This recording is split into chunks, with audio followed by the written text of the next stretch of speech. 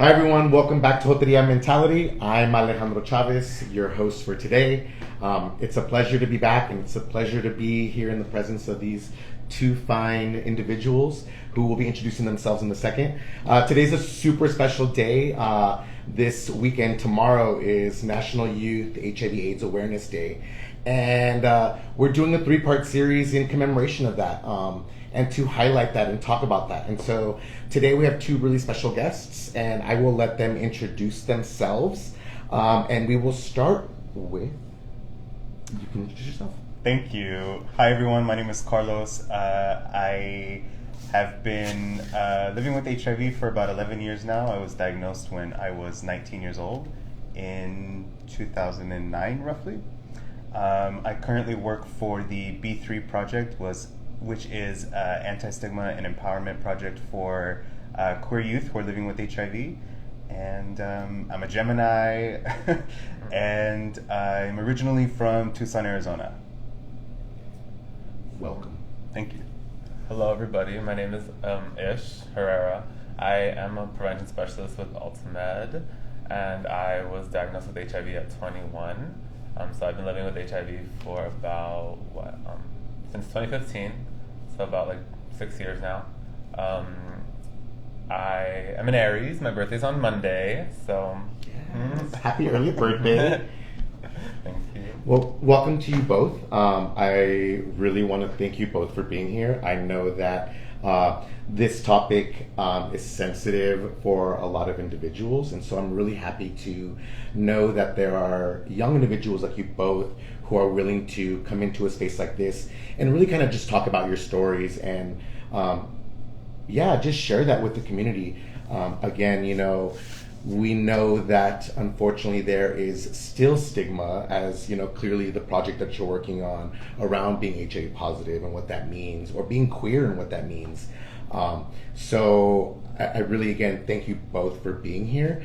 But let's, and before we continue on, out there, for those of you who are watching, I am watching this live, and any comments or questions you may have to either geared towards me or geared towards our guest speakers today, please feel free. I will be reading those and looking at those live as we speak.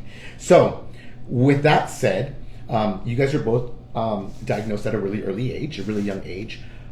I'd like to know what made you go in to get tested. What was the idea at that age? You said you were 19.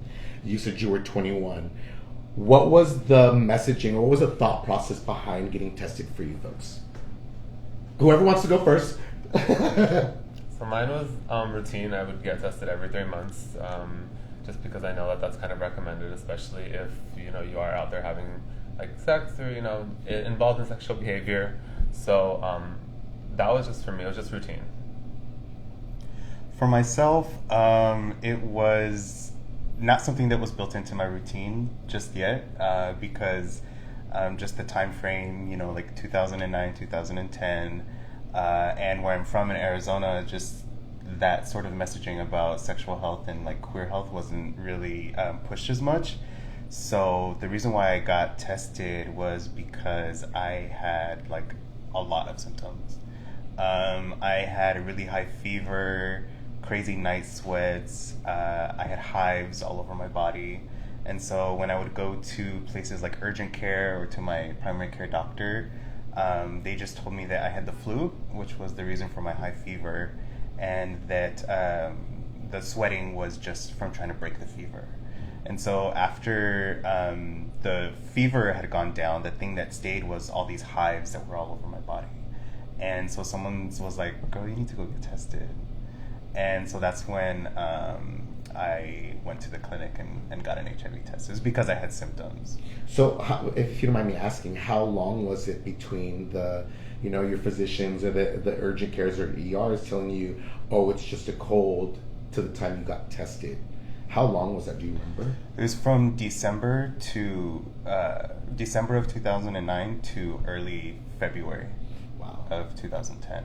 And this was at a time when I was transitioning from my family care practice doctor to being an adult now and having to get my own doctor.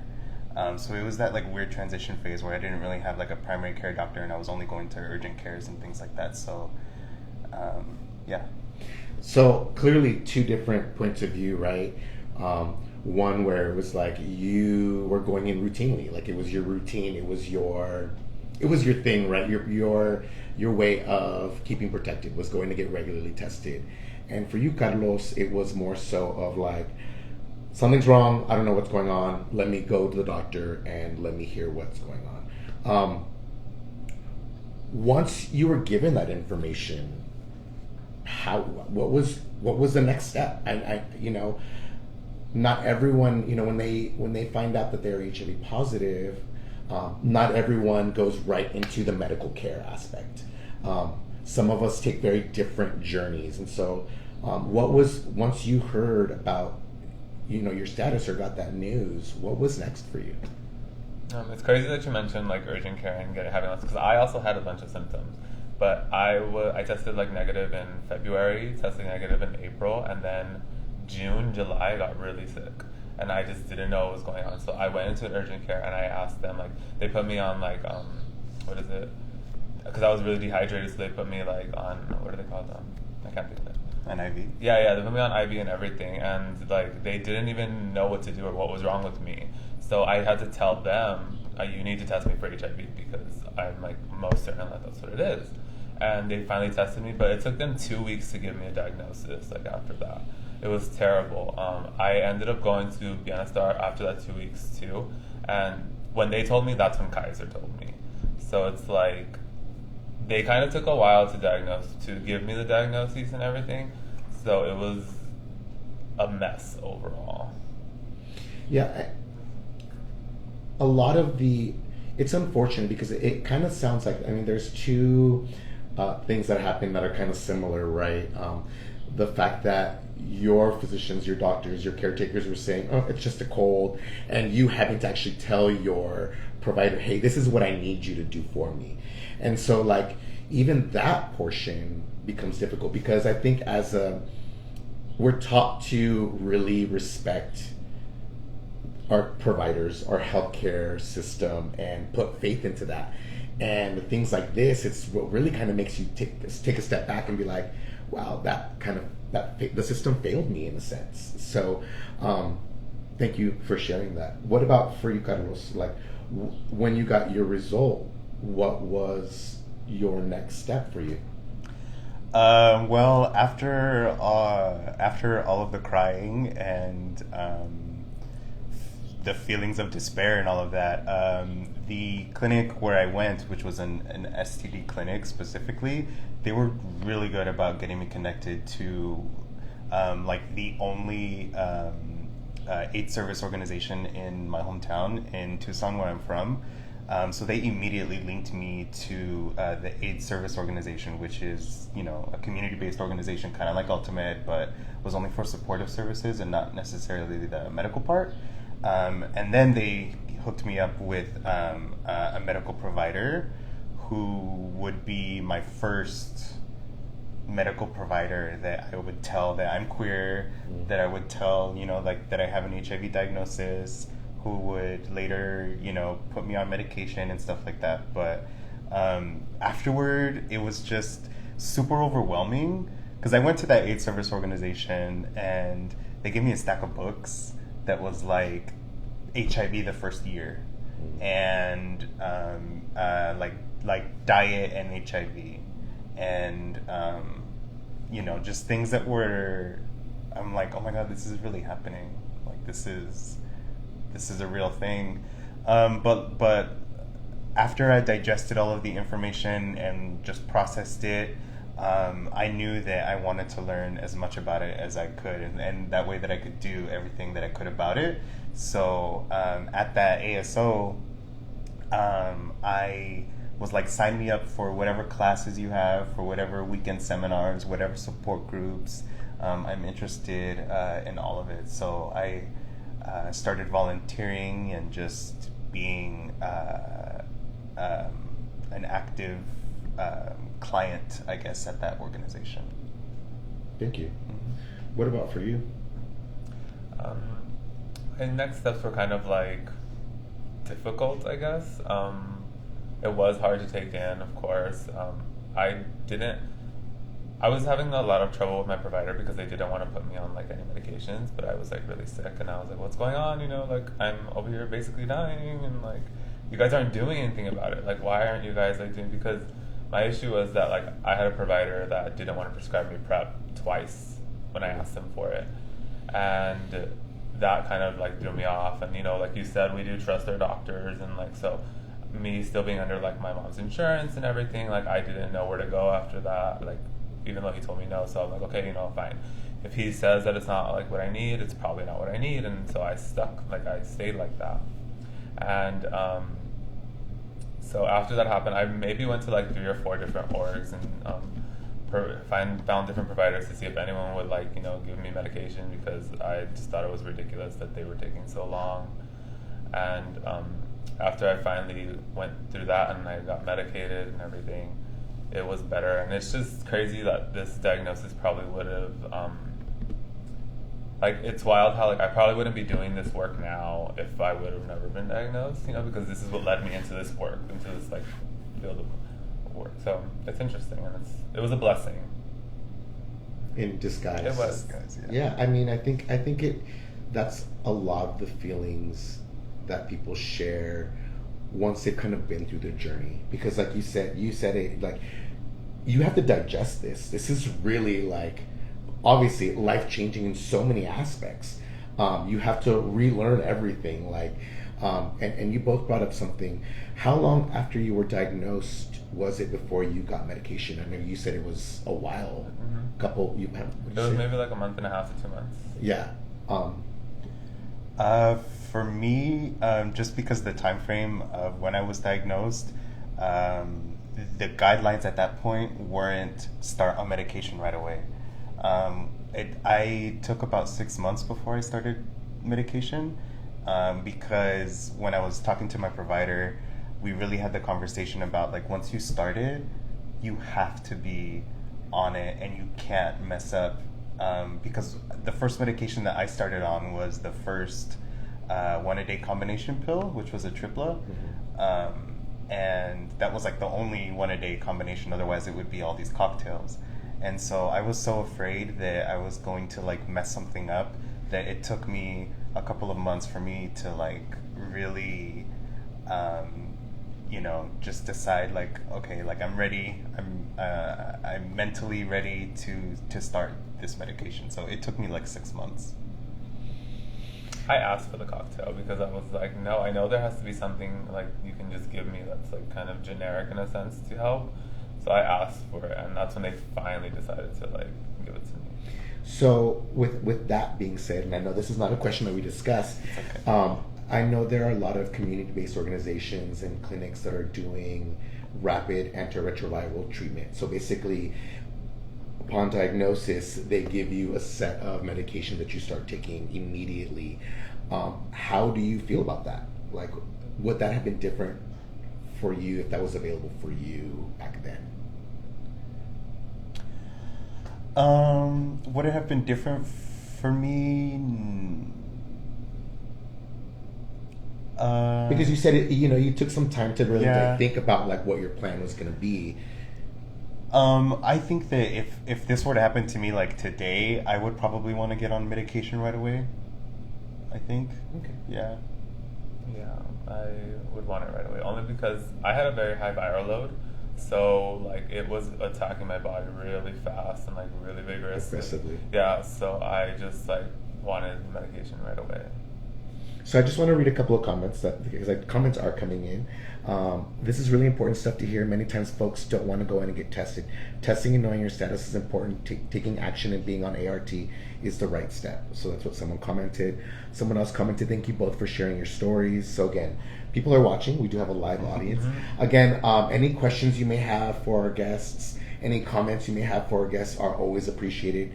These conversations are really guided not for us, for our sake, it's really for the sake of the community. So please, at any point, if you have any questions, suggestions, anything you'd like to mention, please do so in the chat. I am monitoring that. So for both of you, was it difficult being young, 19 and 21, to navigate your own health, like your medical care. You said you were transitioning from being on your parents' insurance to being in your own. What was that process? And maybe like how has that changed now? So whoever wants to go first. Multi-layered questions, I know. We get technical up in here. Well, navigating the health system where I was from, like I said, the clinic did a really good job of linking me to my specialist, which was great. And my specialist also became my primary care provider. So I didn't have to go look for another primary care provider and then get a referral to see a specialist, which was really great. So she was able to double down as both. Like I said, we had the conversation about starting meds. We went back and forth between a couple of different options before I settled on the one that I wanted. And also, like, starting the meds not only was good for, of course, like my viral load and all of that stuff, but it was also good for my mental health because I thought I had a lot of anxiety. I had a lot of anxiety that I had this virus running freely in my body, and that I thought that the medication would help me ease some of that anxiety because I knew that things were going to be under control. Also with that doctor, I finally established routines. So routine STD testing, STI testing, blood work, labs, and those were pretty different and difficult for me also as well because going to do my lab work every month was something that I absolutely hated, and even 10, 11 years later, it's something that I have never gotten used to. I sweat like crazy when I go do my labs. But it was kind of difficult being a young person going to the clinic and seeing different kinds of people in the clinic because it was a specialty clinic. It was an infectious disease clinic, and so it was difficult, but I got so much out of it because I had my first run-ins with benefits counselors, had my first run-ins with therapists, had my first run-ins with support groups and all of those things. So being connected, although it was difficult, and even battling insurance and like getting on ADAP, the AIDS Drug Assistance Program, being explained what the Ryan White program is, being scared that the first person that I told was my mom, so she knew. But I lived with my stepfather, who I didn't know what his feelings about being gay were and anything like that, and we didn't really have a great relationship to begin with. So I had medications mailed to me every month, and so I would always have to hide them. If ever I wasn't home and my mom was home, she would hide them. So it was just a lot of hiding, and like sometimes my mom would come with me to my appointments, so she would have to lie about where she was going and what she was doing, so yeah, it was a lot of things that were in the closet, and I was 19, so I was just coming into my queerness, into my sexuality, and I'd just come out about being gay for the first time, and then I literally like went right back into a different closet. So it was really painful, really difficult. And there weren't things like PrEP, there weren't things like messaging of you equals you at that time. So I was literally like on the tail end of like the earlier days of the epidemic going into a new era, which we live in now. Thank you.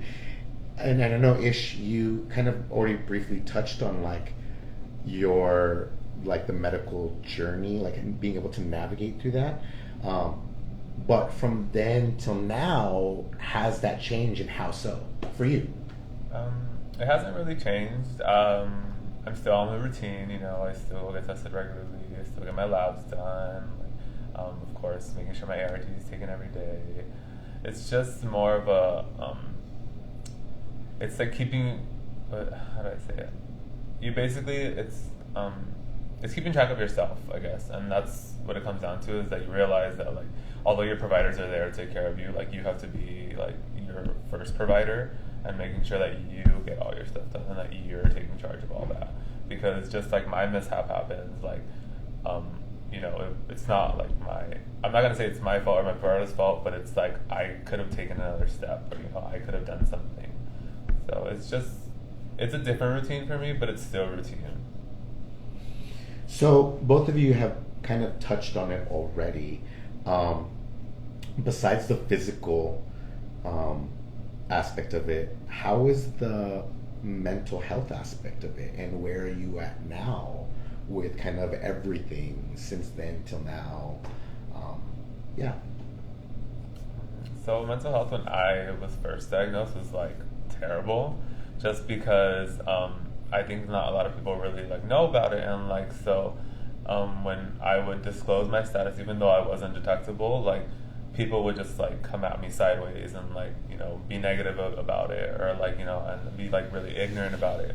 Like it was crazy how many like messages I would get, just like people being ridiculously rude, and it's just like, okay, what I would do is like I wouldn't even fight back. I would like try and educate them on on the topic, because it's like clearly there's like a disconnect right here, that you don't know what this is, and I'm gonna help educate you. But now it's better. Like I'm in this like line of work and I love it, so it's like it's great to be able to do it and to help people around me and help the youth and help like the fight the stigma of HIV. My mental health was pretty bad in the beginning as well. It was really difficult to navigate not being able to tell anyone else in my family, not being able to tell my best of friends, not being able to meet a new person and wonder when the hell I'm going to disclose, if I do disclose at all. But I did start going through a couple of different programs, probably ones that are similar to things that are offered at Ultimate. Ones that talk about like goal setting, and some of these programs helped me make goals to like disclose to important people in my life, which was really awesome. That taught me disclosure techniques, that taught me how to deal with stigma when I'm confronted with it. So I'm really thankful for those kinds of programs, and for all of the status affirming programming that AIDS service organizations provide, because they really helped me out a lot. And then I figured out ways to combat a lot of the stigma that I was facing, whether it was online or on apps, or in person and in the line of work and all of that stuff. I just started to do a lot of artwork. So I would do things like I created a book of all of the stigmatizing messages that I received from social media websites, and I just compiled it just to remind myself of things that I've overcome. I started to make T-shirts and pins and other things that were status affirming messages for other people who are living with HIV. Like Ish said, like getting in the line of work was a really big help for me as well, because you got to help other people going through similar experiences. So that's what helped me with my mental health. I think a lot of individuals at the very beginning of this journey feel alone, just based on my own personal experiences. Was there someone, and I know you mentioned mom, was there someone in your life at the time that you got your diagnosis, was there someone there who knew, or was aware of what was going on with your status? I was very open about my status when I first was diagnosed, because I believe that if it's something that's taboo and we're not talking about it, my view on it is that everyone is out there having sex, but no one's talking about what's coming after, or how to take care of it before. And so I'm very open about my status for that reason. My whole family knew, and they were all I have little brothers, and they're my rocks, and I explained to them, because I was really sick, I was very sick, and they were just what's going on? And so when I explained to them and brought it to their attention, they were my rocks, they kept me stable, or they were there for me, and my little sister would make sure I'd take my meds every day and stuff like that. So I was very open with my status, and my family has like been my support system. That's great to hear. I did, when I was very first diagnosed, my mom was the one who picked me up from the clinic, so she did know, but she didn't really know anything about it either. You know, she was being educated as alongside me. So yes, she was a support up to a certain extent, but for other people who were going through similar experiences as me,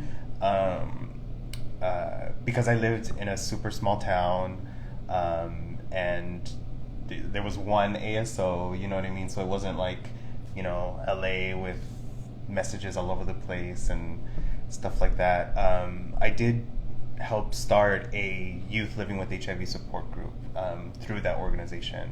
And so me and maybe 3 or 4 other guys, we were the only people that each other knew who were living with HIV. And that was a really, really strong bond from, I would say, like, I don't know, maybe 2012 to like 2015. We all were able to talk about meds, talk about side effects, talk about doctor's visits, talk about all those things with each other. Because I didn't come out about my status to anyone else for like 6 years. So it's a process. I mean, Yeah. I think it's always a process for individuals. Some people are ready to talk about it, and some people are not ready to talk about it. Some people never talk about it. And so really, like, again, like, this is the importance of having these forums and these kind of sessions where we can sit down and have open discussions about what the difficulties were. Currently, this is the question for both of you guys. Currently, what are some of the challenges or obstacles you have navigating life living positively? Because nothing is roses all the time. Let's keep it real 100. So what are the current obstacles or challenges living life positively? I think just still like the stigma that's out there, honestly, like it's gotten better with like all these new like ART like going on. It's gotten better with like providers that I have. I think it's just a stigma, honestly, like, which is terrible to say because that's just like a thought process, you know, and it's like if we could just change their thoughts around like what HIV is and how like we think about it, it could all just go away and it could be simple, but it really isn't that easy, and that's the terrible part of it all. I would say that I have difficulties on a lot of different sides. The medical portion of it, or at least accessing my medication, is still the same issues from however many years ago. I still have insurance issues. You know, I've gotten meds lost in the mail, you know, or I can go pick up my meds from a pharmacy and they tell me that they are out of stock, and I'm the one that has to go and look for another pharmacy with the medications in stock. So things that are just like little tiny annoying things like that, where you get there and they're like, you have a copay, and I'm like, no, I don't. I have a copay assistance program on my thing. Can you take the extra minute to look through your computer systems and find it and apply it so that I'm not. And they're like, well, you can pay it now and just and you can get reimbursed for it later. And I'm like, no, just like do your job as a pharmacist. Mm-hmm. So things like that are ongoing. And then stigma is always going to be there. It's always it gets less and less as the years go on with pharmaceutical advancements and prevention, new prevention techniques and stuff like that. But stigma is always there. So you both kind of have said something, and you just said something right now. It gets less and less.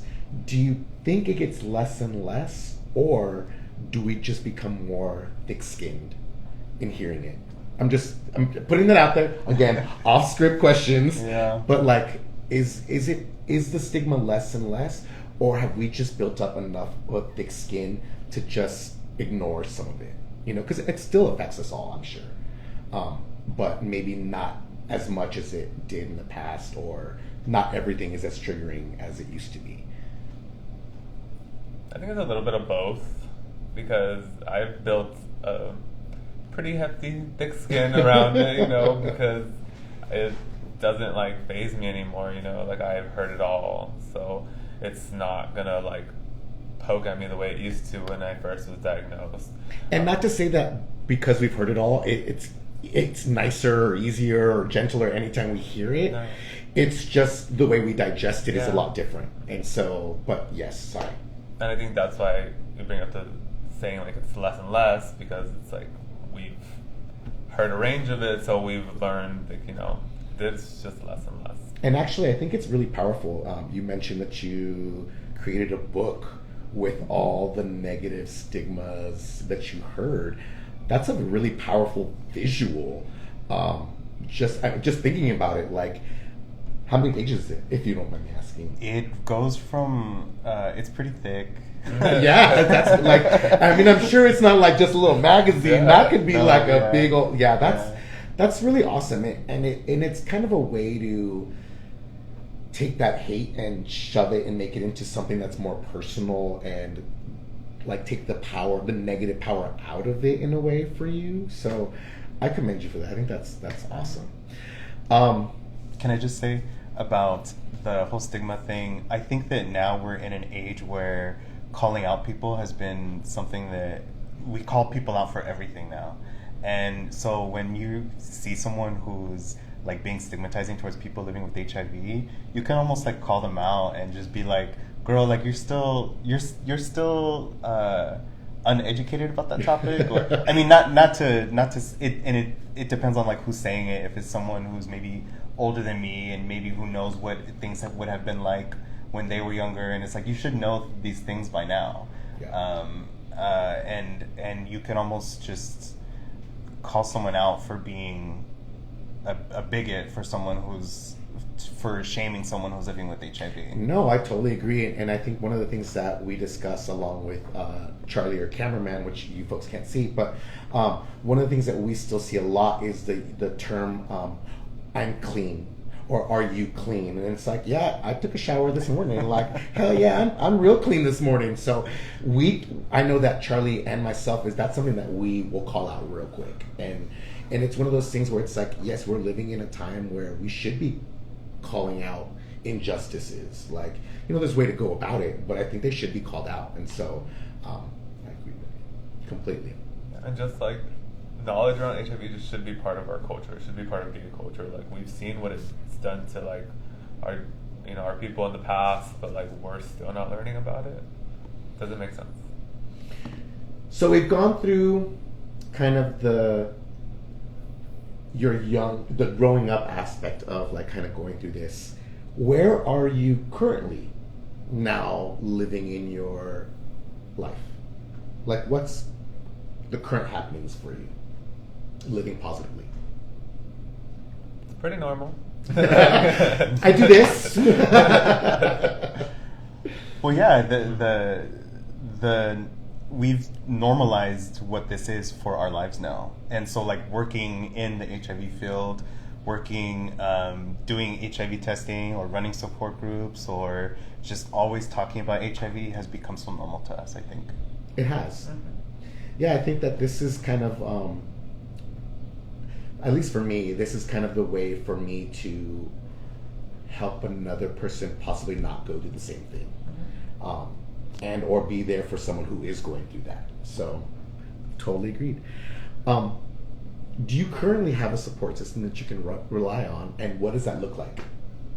Again, going from back then, and I know you mentioned your family has been your support initially, but now, what about now? Is it more than just family? And I know back then it was mom. What does it look like now for you?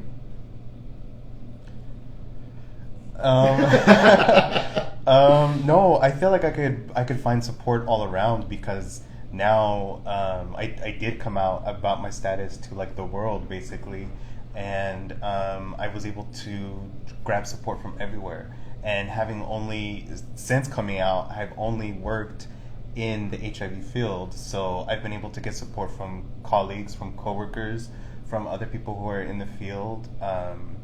I find support in things that I'm involved with, like the Commission on HIV, because I'm around other people who are fighting for the same fight against HIV. I find support in support groups that I facilitate and attend. I find support on social media, just from people across the world who are going through the same subject. I'm able to find support all over the place, and sometimes you can get support, but you can still feel like, okay, I need to. I'm still going through things in life, and like I need to follow up with my mental health provider, because that's I don't want to say the real support, but that's where I get to work through things while knowing that I'm supported by the world around me. I second that. Ditto. Because it's true, you can really find support anywhere now, and like it's up to you. You're like your main support, so you going out there and finding that support is just like that first step. So, same. What advice do you have to young folks or folks in general about the importance of getting tested? Whether it's for STDs or HIV, or we can combine the two, like what message would you, or what advice would you give to young folk? I would say make it routine. Make it something that's a part of your, every day, if that's to say the least, I guess. It should be something that's more talked about. Like I said, everyone, if not most people, are out here like having sex. So do it safely, and you define your own version of safe. Mm-hmm. So that's getting tested, or using condoms, or whatever it may be for you. Just like make it routine. Before you answer, I like that, like whatever safe means to you, because everyone has their own definition of what that means. So, thank you. I also ditto that. Make it a part of your routine. Something that I would also say, just going into it, is always having the mindset of that no test result is a bad test result, because if it's a positive test result, then you're going to take the steps that you need to get into care. And if it's a negative test result, you're going to do the steps that you need to do to prevent anything from happening in the future. So no test result is a bad test result, and that's what I would say. I also want to say you're not only taking care of yourself, you're taking care of other people. So you have to like keep that in mind, I guess. And also, I had it and I just lost it. I'm so sad. If it comes back. Okay. Because I have one of my last questions for you on the same kind of wavelength of advice. What advice would you give to a young person who just learned their status and they are now living positively? Like what steps, like let's say you could give yourself, let's do the RuPaul thing, go back to that age. What advice would you give yourself at that age? I know, Rick, I love me some Drag Race, but like what advice would you give yourself, knowing all the things you know now? Yeah. Because you are both in the field, you've had experience, you've had time. What advice would you give yourself? I guess not really much advice, but I just want to say it's gonna be okay. Like it's not the end of the world. Look at us. Like we're still out here living, and it's just gonna be okay. Yeah, I agree that everything is it's gonna be okay. Also, get involved. You can get involved and not say anything about yourself to your community. You can get involved. You could be a part of AIDS walks. You can be a part of support groups. You can be a part of, advocacy groups without telling your status to the world. And that could be a source of empowerment for you for when you are ready to talk about your status with anyone. And also to learn from other people who are going through your same experience. Learn from the pioneers of the past, the people who are living with HIV. Read HIV history books if that interests you.